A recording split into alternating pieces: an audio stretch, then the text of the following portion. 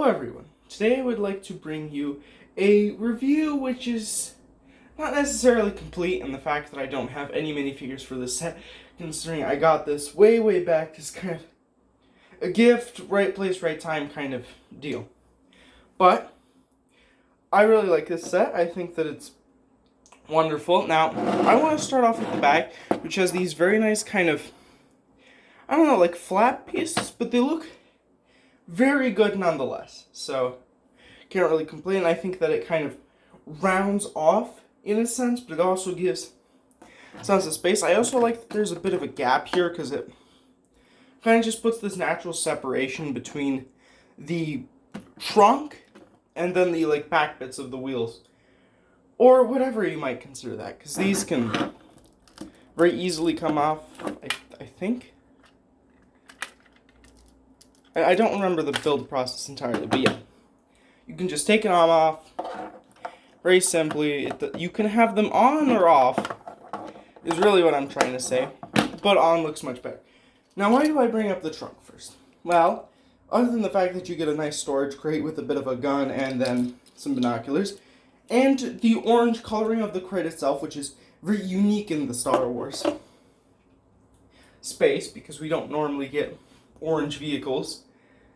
They're normally gray, as I can see from just looking at my collection. But what I really like about this space is that, yes, you can buy two of these and you can just have the crates on there.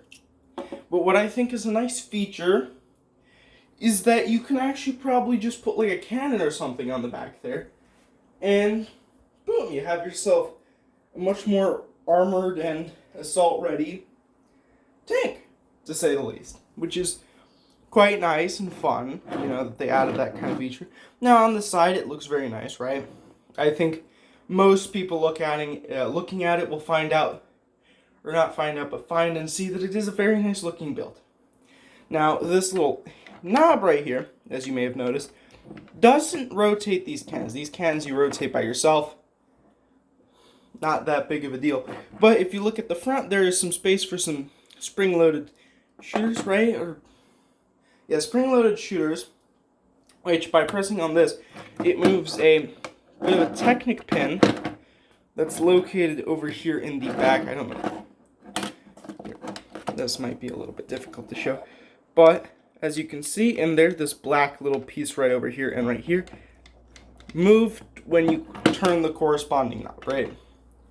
Now, you've also got some nice weapon clips on the side, which is very nice, so you can have some extra weaponry just on and about the thing, which is pretty nice. You also got this top turret, so you can have someone just kind of up there shooting it, you know, either sitting in the back or just doing whatever. Now, if you open it up, the inside of it, not that spacious, pretty reasonable with the size that there is, but you can fit two minifigs. You can have some buttons, so you do have a bit of playability with these little red dots spread around.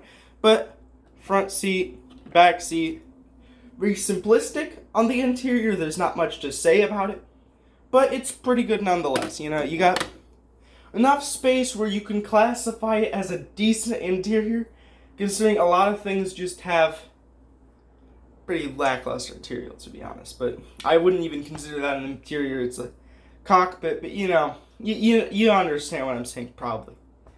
I don't know, I don't listen to myself that often, so I don't know if my words even make sense at this point. But at the front, you also got this smaller front-facing camera. Canon, not camera. But unlike the other two, you can't move them front, back, up, down, left, right, center. You can't like pull these out specifically so that it goes and faces like an outward direction. No, they're kind of stationary in that way. But overall, if the enemy is right in front of you, you're probably gonna hit them. If they're off to the side a bit, you're gonna have to turn, which is another thing that's kind of an issue with this thing, is that if you're turning, I don't know if you can hear that,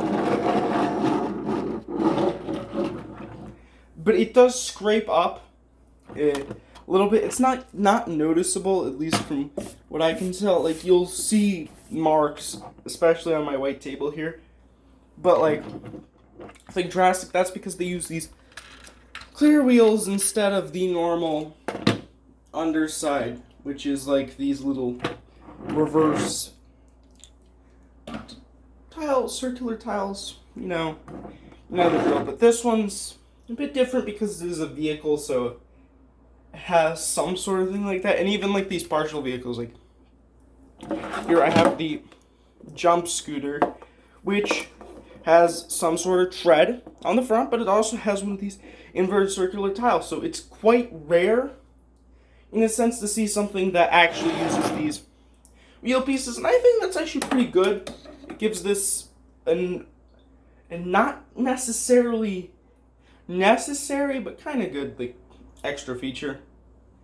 So I think that should cover it, because I don't have the minifigures, so I can't obviously show you those. Like, I mean, I could bring them up, but like, you know what, I'm gonna do that. Alright, so I'm gonna do something that I don't normally do. I'm actually gonna look up the picture. I know, I have been very lazy with this, but I could have done this much better, but you know what? I'm sticking to it. I'm gonna be as lazy as possible, but as you can see, two hover tank pilots, one over here, one over here. These are the two Imperial minifigs, and then you also have this guy. Why am I forgetting his name? This is not the perfect time to do this. Just forget that part. I believe his name is Mui. I don't know if that's the proper pronunciation. I haven't been that great with I'm just gonna stop saying words. So I hope you enjoyed. See you next time. Bye.